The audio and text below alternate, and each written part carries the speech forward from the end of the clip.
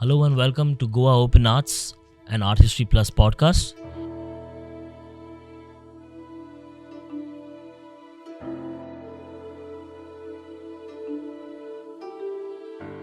I just had a conversation with Mr. Orijit Sen. He's doing an amazing project in Mapusa, a massive mural. It's going to be ready pretty soon. I learned a lot in this podcast. He spoke in length with me. Ideally, the duration of this podcast was 15 minutes. I think it's 45 minutes now. I'm extremely happy. I learned a lot. If you stick around and watch the whole podcast, you're going to be blown away. He's spoken about the hows, the whys, the whats it take and what it takes to make a mural, not just from a creative perspective, from an operational and a managerial perspective. Actually, it's a very fresh take. I don't think anybody's ever asked him a question like that. It just came up to me. I just happened to ask him the question. We spoke for 10 minutes on that topic. That's in the third part of this podcast. I hope you like it. Thank you. Hello and welcome. We have the honor to have Mr. Orijit Sen with us. He's pretty famous in the art community, but also on Facebook. He's pretty active there. I'm off Facebook somewhere, partly because he's on Facebook. There's a lot of noise there. He's single-handedly responsible for making Facebook like Twitter. He's pretty active, but not because of it's not because of nothing. It's because of he's a man with opinions. He has a perspective. There's a vector there. It's not just random. In fact, he's extremely talented, and he's showing at the Goa Open Arts in 2024 in room G2. And I am Vaibhav. Right. I am Vaibhav from Artistry+, and this video is brought to you by Lananta Absinthe. Mr. Orijit Sen is going to be asked a few questions via me. If any of you have any comments and want to ask him further questions, please feel free to go down in the comment section and write your comments. We'll get your message across to him. Depends on whether he'll answer it or not. Mr. Orijit Sen, I went to your room just now, and it's nothing like what anyone else has done. Either your budgets were higher than everybody else's or you've managed to write the PDF of your life, where you have managed to do some magic and convince them to do large-scale printing and wrap the whole room like decal of a car. What is happening?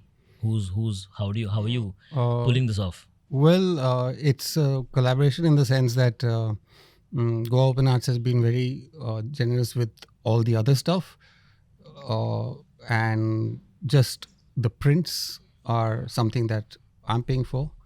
I have a budget for that from elsewhere, and it was necessary for me because this entire piece that you see at the Goa Open Arts is just a fragment of a colossal mural that I'm working on, and I needed an opportunity even for myself and my team to see it at a kind of close to real scale. So it's very difficult to actually kind of internalize what you're doing till you see it out there, especially with something which is so large. The actual mural is going to be 100 meters long. 100 meters? Yes. And where is this? In Mapusa. In Mapusa, lovely. Yeah. Oh, yeah. You're doing that commission. You've got, yes. Yeah. So it's the actual mural is 1.5 times the height of what you see here. Got it. And 100 meters long. And it's physically painted? No, it's ceramic. It's in ceramic. Wow. And where are you firing this? In different places. What a project, man. What a life. Yeah. What evenings you must be having. Yeah, great. Yeah. Great. So yes. So we've been working on this for a while. I have a small team of artists who work with me. And so yes, this happened at a right time for all of us to get an understanding of scale.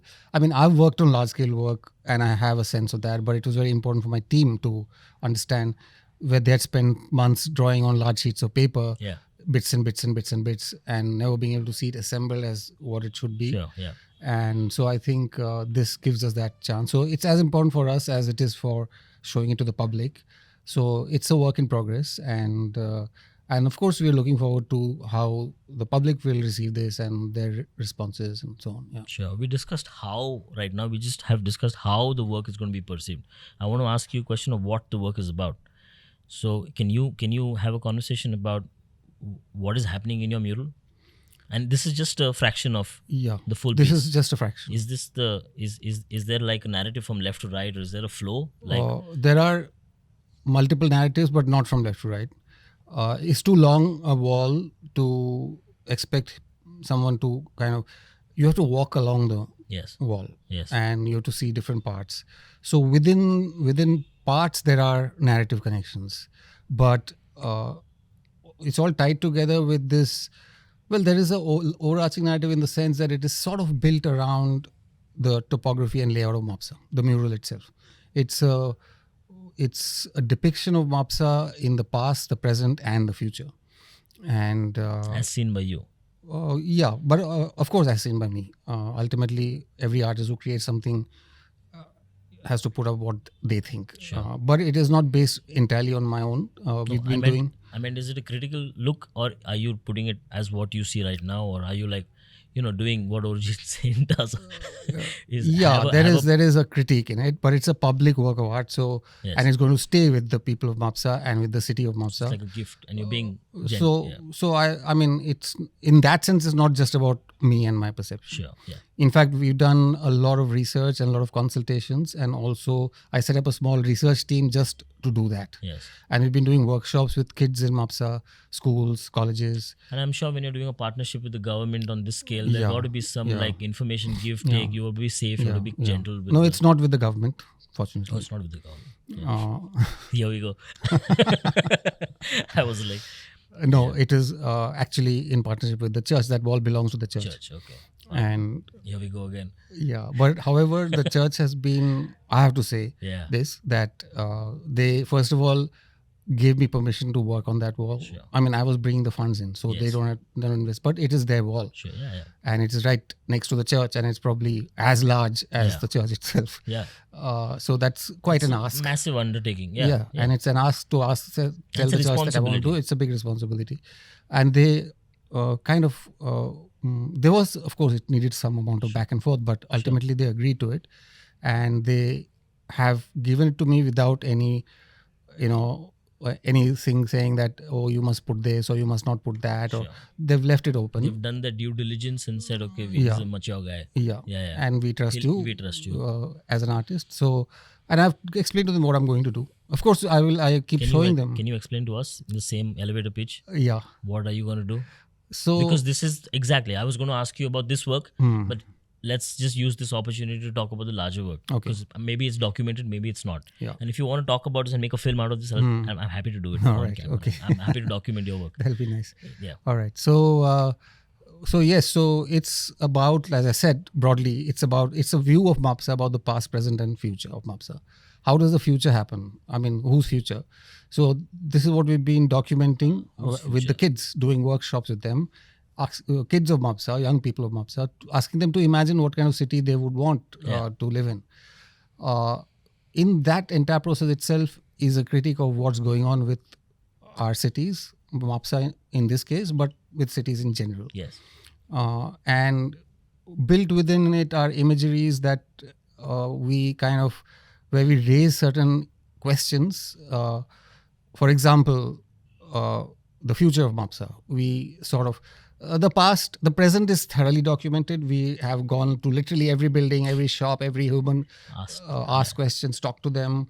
And qualitative research On the ground. on the ground. And Like ethnography projects. yeah. Yeah.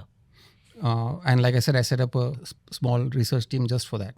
And what we have got out in terms of the research is something that could lead to much more than just the mural. We've documented a lot you of stuff. can do a lot of stuff. Yeah, and I mean tomorrow there might be Seminal books, there Mapusa might book. be Yeah, whatever. yeah, yeah. You own the IP, like for this project. Like who owns the data? I own them. I mean, Good job. Yeah. it's we call it the Mapusa Mogi project, and it's all part of that. Nice. And then we have so the present is being documented through conversations, through oral histories, through talking to people and their perceptions of things. Yeah. The past is more through historical research, which we're doing through books and even talking to older people about their memories and all that. And the future is what we're talking to kids about and doing workshops, not just talking, but doing workshops.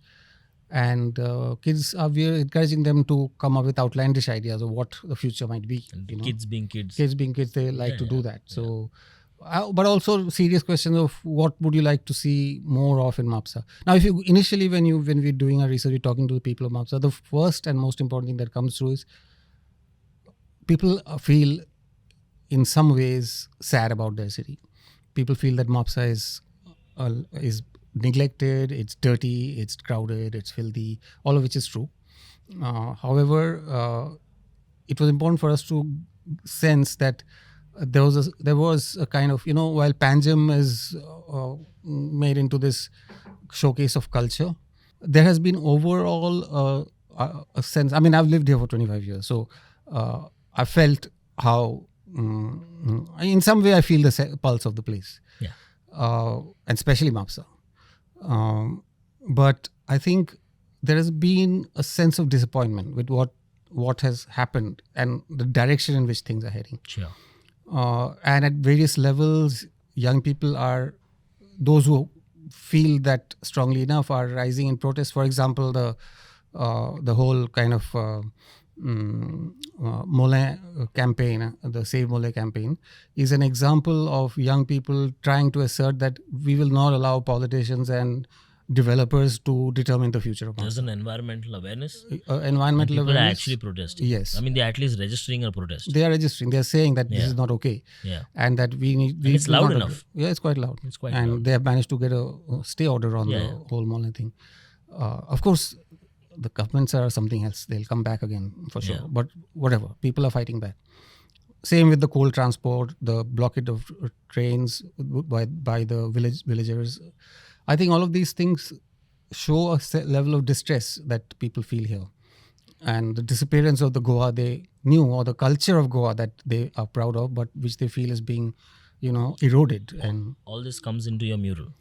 in different ways. In Yes, different ways. yes. And kids are kids aware of this and they inject these ideas into the murals, or do you first softly tell them this is the situation and then they are coming up with this? I mean, I think there are various kinds. There are Not various all kinds. kids are the same. So depends on which school and what age. So the kids are bracket. actively being asked to be a part of this project in a creative way, in a way of Yeah. their, Not in them drawing for the mural. We might include that also. They do a lot of drawing in our workshops. but it's an ideation process. It's an ideation process in a visual form. That's nice. Yeah. You're including not just the more mature people, but Yeah, even the future. Yeah.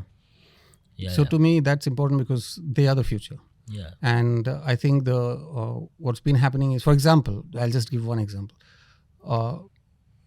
At one workshop, couple of young people. This was at the Goa University, so we're talking of undergrad students. Two of them came up with this very interesting thought about Mapusa, saying that there's St. Xavier's College, there's St. Mary's School, there's DM Vidyalaya, there's all these various schools and college educational places sort of scattered around Mapusa. Said, why don't we do like a rooftop level students walk, which means a walkway that connects all these different schools and colleges and institutions, which is only for the young people to hang out and to meet each other. Like a first floor of sorts. Yeah. And let the ground floor be for older people. Yeah. Not even a first floor, like fourth floor. I mean, the height level of Mapusa. So connect all the roofs and make this student walkway. Maybe have some chai points and skateboarding, cycling. This is the opposite of going underground in a dark Batman film. Yeah. This is like going up. Go ahead and it's a space for young people who are out of all of the traffic mess and all of that and whatever. I mean, it's a lovely idea. And I'm saying this because this I found was one of the most interesting ideas that came out of our workshops. Yeah. But that's the kind of ideation that keep popping up. We've done a bunch of workshops, not everything sometimes, but the way I've kind of conceived the image also, although I've already been doing this, but it comes from some of the maps also that the kids made. Like we had in one workshop, we had this map making, like make a map of your place, your neighborhood and your college or wherever you go on a regular basis and map it out and mark the zones in that and mark them with different emotions and all of this stuff. So it's very interesting how many of these young people's maps are like where they're folded open like that, like a book. Like the buildings on this side are like that and the buildings on this side are like that and the streets in the middle. Yeah. Which is a device, of course, which have been used in miniature paintings also in the past, whatever. Yeah. So I think the main thing here is to get both. I mean, get young people excited, but ultimately, not all of it is just so that we can use it in the mural. It's also something, a process which is meaningful in itself, as far as I'm concerned. The research, the workshops. Yeah, it's a good exercise. Yeah, So, I mean, it is a part of a community engagement that we as a group of artists are trying to do. act of meaning making and there are quite a few ideas that can come out of this. Plus, you're giving equity to the younger kids to invest in their own future. Yeah. Conceptually, at least, you're basically saying, okay, you're going to grow up and you're going to go and walk along these roads. Hopefully, if this happens, Yeah. I'm actually they become more conscious. Yeah. Along this process is not just a doodling workshop. No. Yeah. No. It's good. It's healthy actually. Right. It is, right? Of course. Yeah, I don't know. it's an. And when does this mural be done? It's been like 2 years I'm listening to this. No. No? We only working on a mural like 2 years ago? That must have been something else. That's another mural. You're back to back. Okay, so you're doing this Mapusa thing This started about 6 months ago. 6 months ago. And in Kochi, when you were there for the Biennale, That was a Mapusa market project that I was doing with the Goa University. so I was the filmmaker for that. Do you remember me from there? I was the guy who did the artist. I was the director for the Kochi Biennale. Okay. So yeah, I interviewed you then also. I thought the same Mapusa market. What is happening? Do you have a life beyond Mapusa market? No, Mapusa is like a muse for me. I mean, Mapusa is. I was just You know how about to say Mario that. Miranda came to Madgaon and he used to draw. Is this like? Do you have like some? Are you kind of capturing a space in like Goa allows you to have this very Yes. very playful. and at the same time deep connection with places. Yes. And to me, like I was saying that, I mean, we got interrupted, but what I was saying is that Sorry. Yeah. let's say I was talking about how there is a sense of loss that I feel is very pervasive in Goa. Loss of habitat, loss of lifestyle, loss of culture, loss of things that were once dear, and a kind of overwhelming abdication to a different outsider culture coming in. I mean, it's not that Goa has had many people from elsewhere Yes. over time, and in a way, I find that there are very few cultures in India, people who are as open-minded and as sort of tolerant as people in Goa are. I agree. But I feel that today what's going on, it's not just about other people and bringing their culture. It's like about a capitalist appropriation of the culture that is here. Yes. And Goans can feel that. They can feel the loss of that. They can feel the people kind of overriding that or taking advantage of it for their own benefits, not giving back. So all of this, I feel, is something that applies very much to Mapusa. Panjim, at least, Panjim hosts an international film festival. It hosts a Serendipity Arts Festival. Now it's hosting the Goa Open Arts. Yes. Panjim is self-consciously a place of culture and art. Mapusa has not even a Rabindra Bhavan, never an exhibition, no art. There is no public art at all in Mapusa.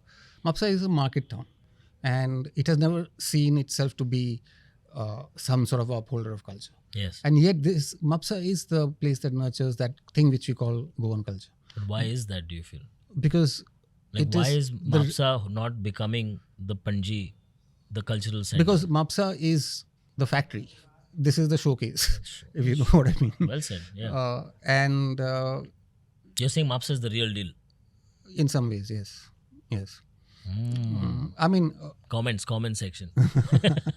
I don't think culture is a one uniform thing. Yeah. But there is an aspect of Goan culture which comes from the practices of the Goan people, which might be anything from the making and selling of bread to the craftspeople, the potters, and the guys who... Only in Mapusa market have I seen a shop that sells the old jackfruit leaf plates, which are like some kind of genius design, which have disappeared from everywhere. Yeah. There's one shop in Mapusa that sells it. As long as that shop exists, there will be people who will make those. Yes. When that shop shuts down, that will go. Yeah. That's what I mean. And the knowledge system is lost. The knowledge system is lost. So that's what I mean. How Mapusa is a factory, is a nurturer of that.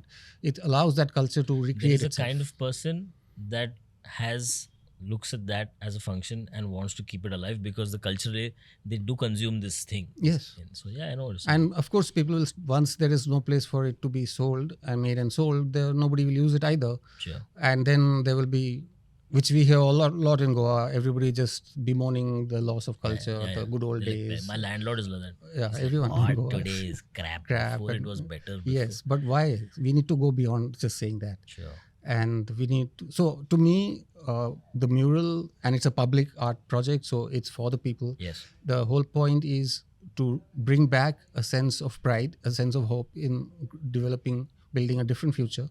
And of course, when we talk about a different future, we're talking about sustainability, we're talking about ecological. I'm making visible things in Mapusa which are largely invisibilized. For example, the river. Mapusa exists there because of the river. But many people today in Mapusa don't even know that. They have turned their backs on the river. Yeah. The river near Mapusa has become a filthy drain with lots of water hyacinth and other pest plants coming in there, and lots of plastic being dumped in there, and of course sewage and all that. But had it not been for the river, Mapusa would not have existed.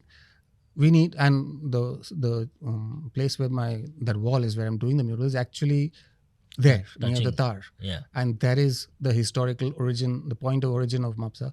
So I think it's very appropriate for us to talk about these things in this place, and for us to create something which will stay as an inspiration for future generations also, which is another reason why I'm doing it in ceramic, because nothing else will last Forever. Yeah. It's pretty good because we live in a tropical country. Yeah. You'll have monsoon, you have heat, ceramic. And Goa, of course, I mean, nothing can It's a good withstand. choice of material actually, because usually people would just do like a enamel and keep retouching it all the time. Like, but the number of details we have in this, Yeah. we cannot repaint it. It's impossible. So paint in my mind was out from day one. I never thought of paint. I was looking at all other it's amazing possibilities. actually, because of this mural, so many other things are coming back. Like, I mean, the firing processes, so many interns, all the people in your project must be like waking up with a, a smile on their face saying, I'm going to do a ceramic tile. Is it It's partly tile based, partly mosaic, partly 3D sculpted ceramics also. Wow, that's something to be really happy about. Yeah. And that's amazing. So you never thought, and have you ever revealed the full your PSD file, or what do you illustrate on your Wacom? You're like the full, To who? to anybody, to kind of like, I mean, your whole team must be knowing. Then everybody Are knows you bits like, of it. Are you like Tim Cook, who compartmentalizes so much? No. I mean, that this team doesn't know what this team does. No.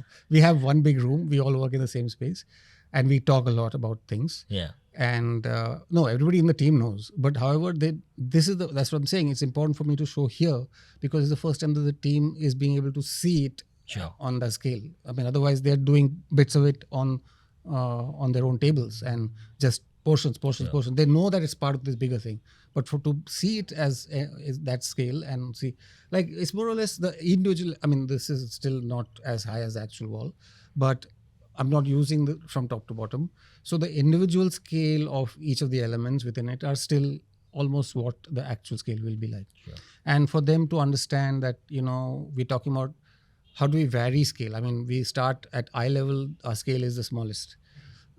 And then as we start going up, our scale goes on So people can see it better. Yeah. So that's smart actually. Yeah. So all of this, like I said, I worked on because on a PSD you could see everything clearly from wherever you are. Yeah. Actually, you can't, because you'll have to zoom in to see things. No, but as you go higher up, you're designing from a real human perspective. From a human perspective. That's and nice. This is something that I have thought of a lot, because I do murals, and especially because this huge mural in Punjab, which I did, which is actually twice the height of this one. Yeah. So in a sense, but for my team people, they are younger artists and they haven't had the chance to do things like this. So for them, it's hard to grasp. But I think now it becomes clear with this. So for us, it's an important exercise for us, like I'm saying, to be able to show here. Apart from, I want to ask you a question which now suddenly after listening to this, I'm itching. Choose to accept it. Everybody knows you're an artist and all. Taking up a project like this, managing so many students, I want to ask you a management-based question.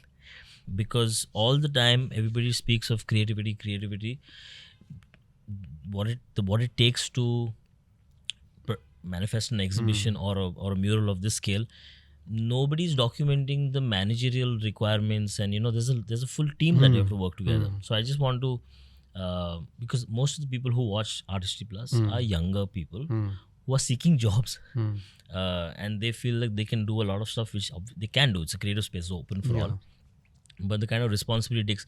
Can you kind of like break down the organizational mentality of doing a mural like this? So I have, for this mural, I mean, of course, the teams that one, and this is one mural that I'm currently doing, which is a large scale one. And I have worked on other similar projects in the past where it's not necessarily the same team it depends on the project itself and what the requirements of the project. But so let me just talk about this one, since we're talking largely about this project right now. I have a team of artists and a research team primarily, and one offline financial management team who are not a full-time part of this. They just do the background work. So both the research team and the artist team are very critical to the project. My artist team has varied between 4 and 5 people across the course of this, or rather 4 and 6 people. Initially, I wanted everyone to work full-time with me at the studio in a physical presence. It did mean that it made living as I do in a smaller town or village in Goa, it did mean that it constrained my access to people somewhat. Sure. Because whoever it was had to be from somewhere around, not too far away. I mean, it's for people to come and go every day. At the same, it's not like living in a city of Bombay, then you got access to the whole of Bombay. And there's networking, and like you can take a train and just reach. Exactly. I mean, the whole thing is set up here. Yeah, you have to have your own scooter to get to my place. Yeah. Anyway, so there was that. And a car doesn't reach your place. No, it does. It does. Because that time during Khoj, there was like that. At that time, that narrow road was there. Yeah. No, we used to still get our car there. We used to have a car even then. But anyway, with this, my studio is not at my house. I've taken up a special place, which is not far from my house. It's in Aldona. Okay. So you don't have to cross the bridge and come to Korsuna. But whatever, it's in the village of Aldona. So it meant that, I could access artists and people who are living around North Goa, maybe, not even say from, like, Shivoli is already a little too far from my place. So I was looking at people who are living in a certain vicinity. I was also looking for people who were not already employed somewhere, or there was one person who gave up their existing job to join me. But other than that, they're mostly within the freelance community. Yeah. I was also looking for people who are from Goa and particularly from Mapusa. I was very clear that I wanted. They have a connect and they have a emotional connect, which I think is very important. I mean, I do believe that those are a lot of points to check. Exactly, there are a lot of boxes to take. But I'm happy to say that Your HR policy is too tight, man. It's loose. And at least 50% women. And 50% women. Okay. Which is an unsaid policy, but that's policy I always follow.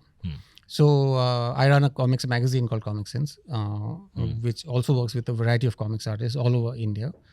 And every issue, we have the same 50% women policy.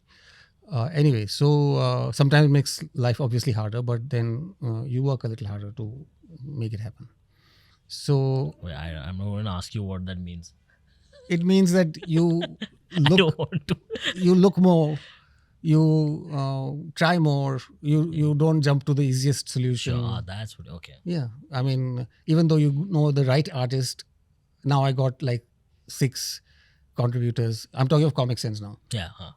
To the 6 stories. But I see that it's easy for me to take on 6 guys because whatever, they so happen to be there. Yeah. I have to look a bit harder to find 3 women instead of 3 of those men. It'll be easier for me to just select those 6.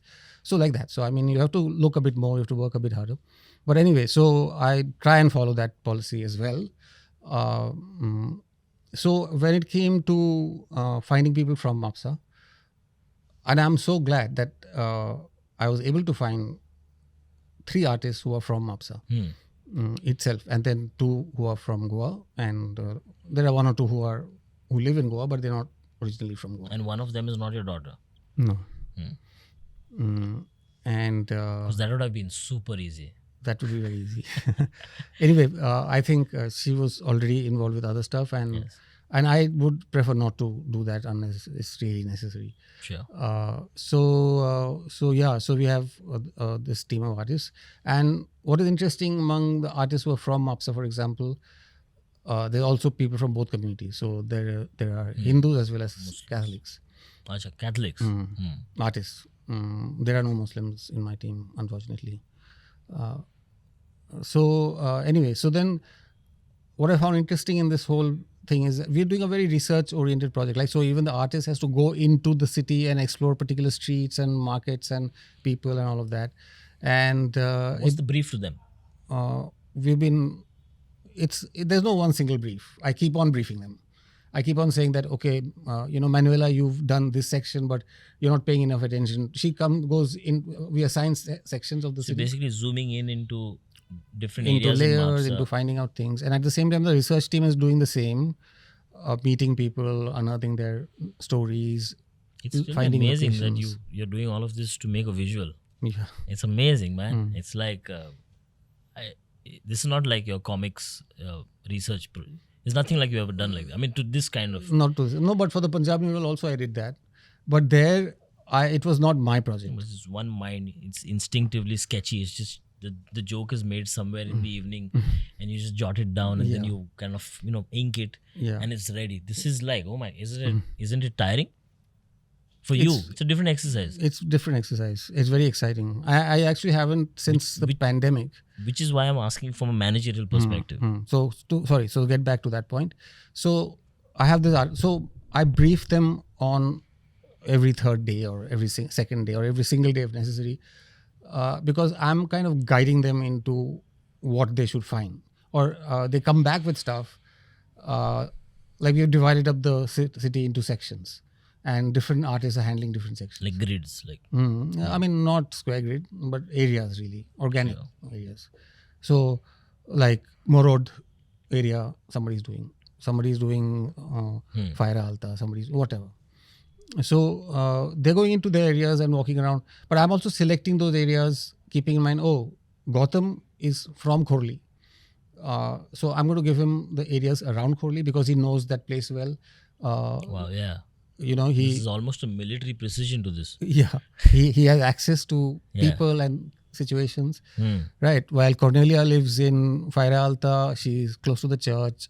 She, in fact, is a parishioner of that church, of the St. Jerome's Church. So I'm asking her to explore the feasts and festivals around the church. So there's an incentive for her to also do well because it enhances her sense of history and self. Of her own community, and the fact that she already knows, but smart. now as an insider, but now she's looking at it as an outsider to go deeper into some. And she'll get a relational perspective at the end of it. Yeah. The grand thing will open up into realizing, these were my neighbors all the time, and this is And also there are, let's say she is working with another artist who is older, but he is from Mangalore. He's also Catholic, but he's from Mangalore. So he's also from the inside as far as the church view and surroundings are concerned, but he's also not from the inside. Sure. And their interaction between each other is also very interesting because there is a larger perspective that perhaps Chandan, the Mangalorean artist, is bringing in, and Cornelia has a much closer, more organic, more local connection. And the commissioner or the corporator of the area has no clue that you're doing this research. You're going to just gift him a book at the end being like, here, this is your city. Yeah, exactly. Does he know or does she know? Not yet. But they will know sooner or later. They're going to be like, these guys are mental. Why didn't you just ask us? We have funds to deliver. Like, corporators have funds. They will never give those funds for beautification. There are like funds which are pending. If they don't have complete their targets, they don't get that much money again. Exactly. So their funds will go to build some more. So you won't call the government for anything else. My last chat with you would be a little fiery. You won't call the government for any help. Here, in this case? You won't drop this this ego, which is You what know, I it's not would a like question to, of if you ego. allow me to call it that. It's not a question of ego, but I would say that I no. Your policy or like, As a principle, I would not deal with governments that are that I don't feel. you've never had this thought that you said, didn't I take it a little too far? No. No, it's like a Bill Burr's joke. It's like, wait a minute, did I take it a little too far in that Facebook post? No. No, he's Oh, got that way. Yeah, I mean, in so Yeah, many that ways, way- your that way, of criticism of the course. government is like, it makes my No. day sometimes. I'm like reading the comment section. You know, I feel the global humor index has gone up in other places, but on your post on your wall, there's a lot to learn, man. There's a lot to learn. But No, sometimes with my social media posts, sometimes I do feel that. yeah, Because anywhere else, I have at least in some nominal editor. You know, if I'm doing let's say I'm doing a comic for Comic Sense, for example, although I'm the chief editor, yeah, there is the publisher who's above me. yes, And it did so happen that one story got axed because it was a bit too radical. it came from your mind. The story came from somewhere. The prompt came from me, but the story was created by somebody else. Got it. And that got axed. My policy in such situations is the most dangerous thing that any human being can do to themselves is start self-censoring. So Shake on that. That's a good point, man. yeah, it goes very deep. Because it starts with you first. Yeah. Yeah. So I try never to censor myself. Recently, You've never done a thought crime like there's like 1984 like no, as in to say, I understand all of us live in a human society. We know sure what are the boundaries of yeah. ethically Yeah, but beyond that, no. So recently, the funny thing happened. I was asked to come for a one-day lightning mural painting with an Italian artist in a collaboration to Delhi. I went. So we had just a day to paint something together. And this was an event for the Bologna Book Fair, or kind of tying up with the National Book Trust, and they want to make an India presence happen, whatever. All good causes. yeah. But You were the showstopper in this thing was the yeah, but I think the head of the Italian Cultural Center was asked to get the Indian artist. He probably knew he was in a slightly, but is a great fan of my work. He's a lovely person. Yeah. And he said, no, you have to come. So I said, fine, I'll go. I went and we started painting. It's an innocuous thing, relatively, because it's about children reading. Yeah. That's all what the mural is supposed to be. So my Italian friend started making a nice, slightly abstract image of a boy reading, and I said, I'm doing a girl. And I started in my own style on the other side. And what was refreshing is that they're quite different styles, but forming one image. We had developed a color palette, so there would be some form of uniformity in it, but at the same time, our styles were very different. Yeah.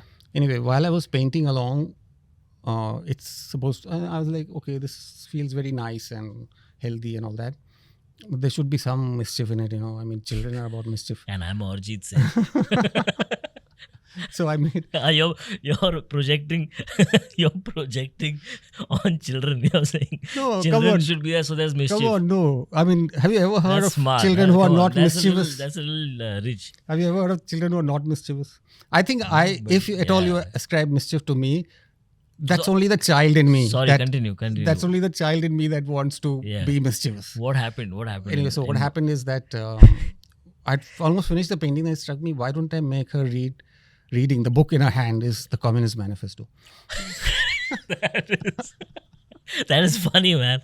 So it's funny. So I made it. then And what is meanwhile, the while I'm ambassador? painting this, the guy from the Bologna Book Fair team, they were hanging around. Yeah. I asked my fellow artist, I said, I'm going to make her reading Communist Manifesto. He said, yeah. So I made it. So meanwhile, this guy saw it from the back, got very concerned, and took photograph of it, sent it to the Italian, Italian institute, to the director, the guy who would call me. The Cervantes Institute. No. No, that's the Spanish. This is called Italian Cultural Institute. Yeah. So So his name is Andrea, lovely guy. So anyway, Andrea got very concerned. So he also found it funny, but it was like, okay, now what to Now do? what with do I this? do? So Yeah. he came around and I was painting. By then the title had been painted and everything. So I knew that this might be. He was effusive as ever, but was looking slightly uncomfortable. So I knew why he was. So I said, I decided to make her reading the Communist Manifesto. He said, "Yeah, Orijit, but he couldn't bring himself to say remove it or no, that you can't allow. We can't allow that. He's a free speech propaganda. He's a free himself, speech propagandist, but he's also he's like a seriously nice guy, and he told me that he's bound by his he's bound by duty. his position. Yes, his position. I mean, he would very much love to have that. But did it fly then? Did it go? Or? No. So then what he did is he went off to that was happening at the India Habitat Center. So there are various of the offices. So his friend, who was once head of Amnesty before Amnesty got kicked out, has his office there. So he went and was probably trying to talk to him or figure out how to resolve this issue when he saw a book called The Right to Be. And that's brought out by Amnesty International. And it's a introduction, a children's handbook of human rights. It's a lovely concept, yeah. And he picked up that book from his office, came back to the thing where I was painting, and he just sort of slowly kind of put it there in front of me. And you got the I drift. got the hint. I said, okay, Andrea, I'm not going to put you in trouble. I'll change it. I changed it. So why I'm saying the story is that when I got that idea, of course, I knew it's a bit outlandish. Yes. In the context of what I'm doing it. I said, but I'm not going to stop it. I think it's a funny joke. And I'll do it. If somebody really doesn't find it funny or if it doesn't fly, It's then funny, man. then okay. Yeah. So that's what I did. I mean, so that's usually my approach. I mean, when I think that something is You try to land your joke. I'll land it. Yeah. And if it doesn't work, then we'll see. Yeah. So to back to the point of, I think as we grow in a more right-wing manner, more and more of us start to censor ourselves even before somebody else censors us. Sure. And that is how this whole culture sort of seeps into our consciousness as a society. Subliminally. Sometimes you don't even realize. Yeah, you already start, doing that within your own head. So that's what I try not to, come in the way. Consciously make sure you're protecting yourself from also. Yeah. Wow. So that is why right now I'm not involving the government. I don't need them. And I also don't want any interference from the government. Right now, this is between me and the church. As long as the church is okay, I'm okay. We're doing this. It's on their private wall. Yes. But of course, at some point, the government will come in and we'll deal with that at that point. But I'm not a public doing, wall. Yeah, it's a public wall. And I'm not doing something which is directly critical. For example, I'm critical of the way people in Goa treat migrant labor. They abuse and use their resources, but they also despise them and expect them to get lost when once their job is served. It's a global phenomenon, I guess. Yeah, it's all over the world. I mean, in Goa, we happen to see that more clearly. It's in Bombay, it's in New York, it's everywhere. Yeah. But, well, not really. It's a bit different because I think in Bombay, it is a city of migrants. I mean, migrants come. I mean, everybody comes there and makes a life of their own. And some of those migrants contribute to what Bombay becomes in the long run, right? I mean, we are not talking only of migrants who are laborers. We're talking of migrants who have made, Shah Rukh Khan has made Bollywood what it is, and he's not from Bombay. So there, the dynamics is different. I mean, there is, of course, dislike of outsiders and migrants, but here it's different. And here the thing against is mostly the more working class, helpless people who are needed much more here because nobody in Goa now wants to do that kind of hard labor work that the Jharkhandi will do. But at the same time, there is a kind of unwelcome thing towards Jharkhandi people. It's like, be there, but don't be seen. Don't be seen. And don't come in front of my car. Yeah. And too much don't, traffic. Yeah, exactly. Take the other road.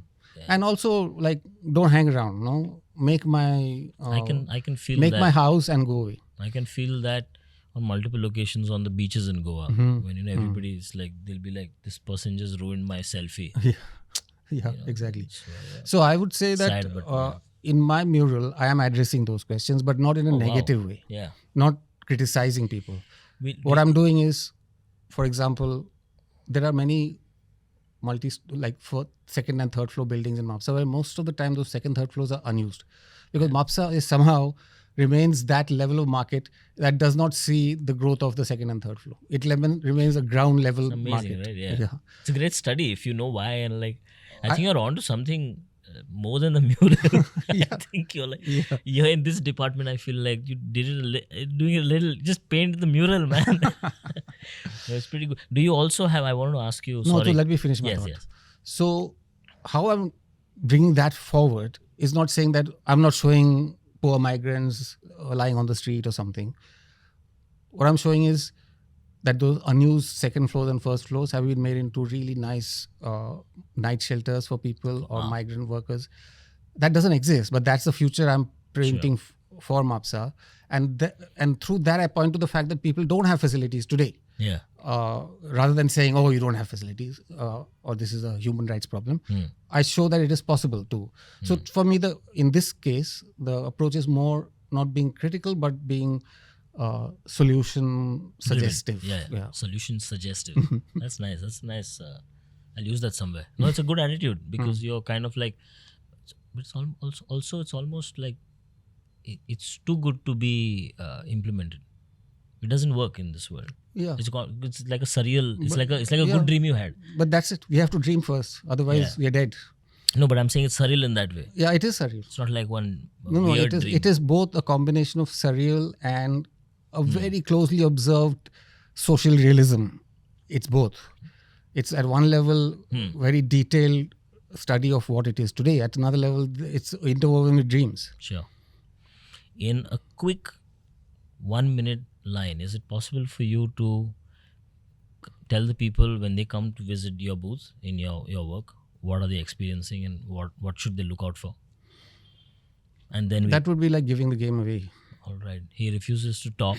On that bombshell, I'm going to close this podcast. Okay. If you can look into that camera and tell people to come and see your work for the Goa Open Arts, just tell them to come for the Goa Open Arts.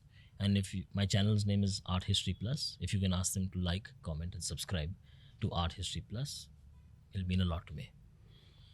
Okay, so thank you for listening in, and I hope you enjoyed this conversation I had with Vaibhav. Do visit Goa Open Arts because my work is up, the Mapusa Market project which we're talking about so much, and you'll see a part of it. You'll discover a lot of things. I mean, I spoke at length and Vaibhav asked me some very interesting questions, but there's still a lot that we could explore through this. But then that is why, that's why I'm an artist, because you can talk about stuff without having to talk about them, and you can talk about a lot more than just words. Are so linear, sentences are linear, they follow one after the other in one boring logic, but art works in a very different way. So please come and see it, and of course tune into Vaibhav's channel, Art History Plus.